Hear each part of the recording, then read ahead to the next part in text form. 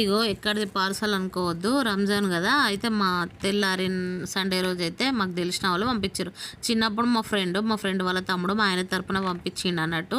అయితే ఇక మా ఫ్రెండ్ కూడా అంటే ముస్లిమ్స్ ఎట్లా అంటే తల్లిగారి ఇంటికాడ చేసుకోరు పండగ, అత్తగారి ఇంటికాడ చేసుకొని ఆ రోజు మధ్యాహ్నం లంచ్ అయిపోయిన తర్వాత ఇక వాళ్ళు ఎటైనా పోవచ్చట. కానీ పండగ మాత్రం అత్త వాళ్ళ ఇంటికనే ఖచ్చితంగా చేసుకోవాలి. ఇక సండే రోజు నేను కూడా చికెన్ చేసిన, బగారా చేసిన. ఇక ఆంటీ బిర్యానీ పంపించింది కదా, అందులోకి ఆ గ్రేవీ యాడ్ చేసుకున్నాం. ఎంతైనా ఆంటీ టేస్ట్ అయితే సూపర్. చిన్నప్పుడు నేను తిన్నా కదా, మా ఫ్రెండ్ చిన్నప్పుడు రెడీ అయ్యేదాకా ఉండి రంజాన్ రోజు మమ్మల్ని తీసుకొని పోయి తినేదాకా అసలు విడిచిపెట్టకపోతుండే. ఆంటీ కూడా కడుపు నిండా భోజనం పెడుతుండే. ఇప్పుడు ఎంత మంచిగా వాసన వస్తుంది తెలుసా, డబ్బాలు గిట్ల మూత తీయగానే ఈచోని ఒక బాక్స్ లెక్క పంపించారు. పావు కేజీ ముక్కల వరకు అయితే మాకే పంపించారు. ఎంతైనా ముస్లిం టేస్ట్ మస్తు ఉంటుంది అబ్బా.